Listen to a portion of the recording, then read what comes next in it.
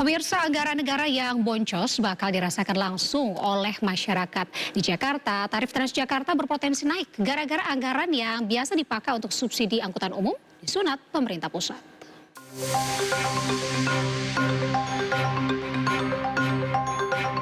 Tarif Transjakarta 3.500 terancam naik gara-gara anggaran Pemprov Jakarta yang disunat pemerintah pusat.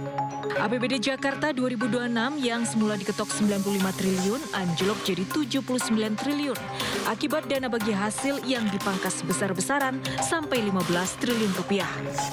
Dana bagi hasil adalah dana dari pemerintah pusat yang rutin diberikan ke daerah untuk pembiayaan layanan publik. Gubernur Jakarta Pramono Anung menyebut DBH yang dipangkas membuatnya harus mengkaji ulang subsidi angkutan. Subsidi transportasi kita kan besar sekali. Karena sekarang mau kemana aja kan bayar aja 3.500. Ini belum tentu dinaikkan ya, saya hanya menyampaikan contoh. Selama ini masyarakat menikmati tarif Transjakarta 3.500 karena disubsidi 10.000 hingga 15.000 oleh Pemprov Jakarta. Kalau subsidi dikurangi, tarif Transjakarta pun bisa naik. Saat ini tuh pendapatan lagi susah banget. Jadi kalau misalkan pemerintah memberikan subsidi kepada kita, itu lebih memudahkan kita. 3.500 itu sudah lama ya. Tapi begitu sekarang mau dinaikkan ke 18.000 itu sangat memberatkan sekali.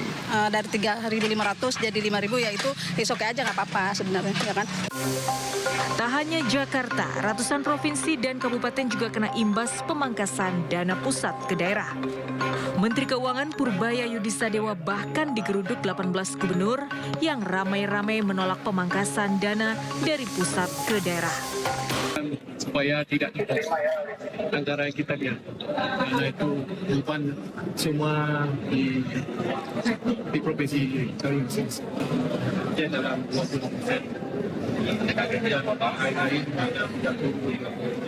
Dengan perencanaan transfer pusat ke daerah yang ada saat ini hanya cukup untuk belanja rutin.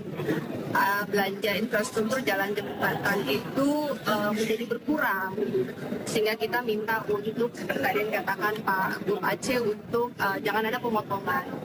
Pak Menteri Keuangan akan mencari solusi yang terbaik bagaimana sehingga membuat ekonomi di daerah tetap jalan dan stabil. Tim Liputan iNews melaporkan. Pemirsa, di tengah melambatnya roda ekonomi, tidak heran bila masyarakat kini memilih untuk menjahit dompet mereka. Banyak alasan yang jadi penyebab fenomena tahan-tahan belanja. Salah satunya pundi rezeki yang mentok, namun pengeluaran semakin menjulang.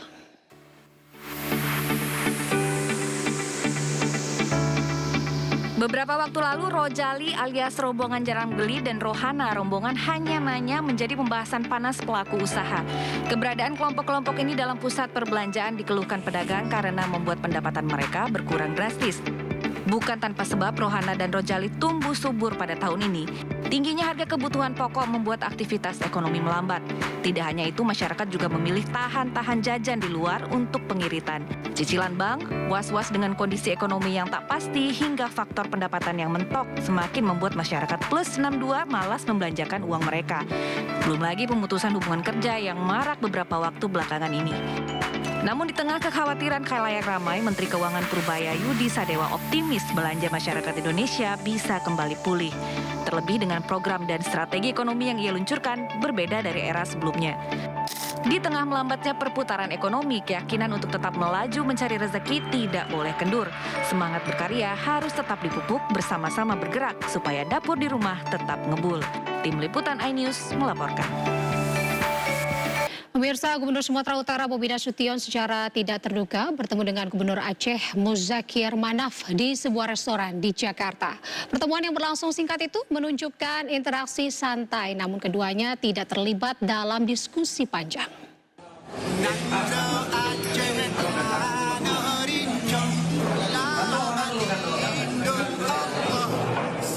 Gubernur Sumatera Utara Bobi Nasution tiba di lokasi beriringan dengan Gubernur Jawa Tengah Ahmad Lutfi. Keduanya berjalan mendekati dan menyapa Gubernur Aceh Muzakir Manaf atau yang dikenal Mualem.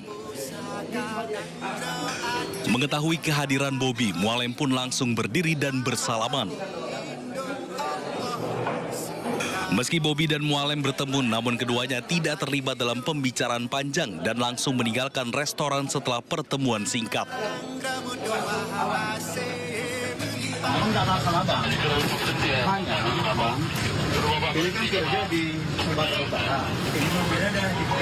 Sebelumnya, hubungan Provinsi Sumatera Utara dan Aceh kembali tegang pasca beredar video razia truk yang dilakukan oleh Gubernur Sumatera Utara Bobi Nasution.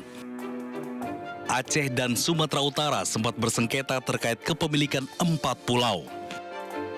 Dalam kasus ini, Gubernur Aceh Muzakir Manaf menegaskan 4 pulau yang ditetapkan Kemendagri masuk wilayah Sumatera Utara masuk dalam kewenangan Aceh. Ia mengaku memiliki sejumlah bukti atas klaimnya tersebut. 4 pulau yang menjadi rebutan antara Provinsi Aceh dengan Sumatera Utara yakni Pulau Panjang, Pulau Lipan, Pulau Mangkir Besar, dan Pulau Mangkir Kecil.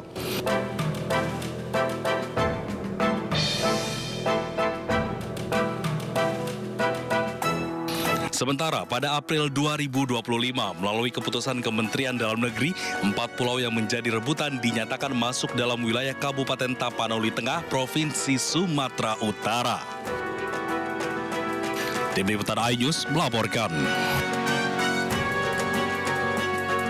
Presiden Prabowo Subianto melantik sejumlah pejabat di Istana Kepresidenan Jakarta. Pejabat baru yang dilantik akan menempati posisi Wamendagri, Wamenkes, Kepala BP BUMN, dan Duta Besar.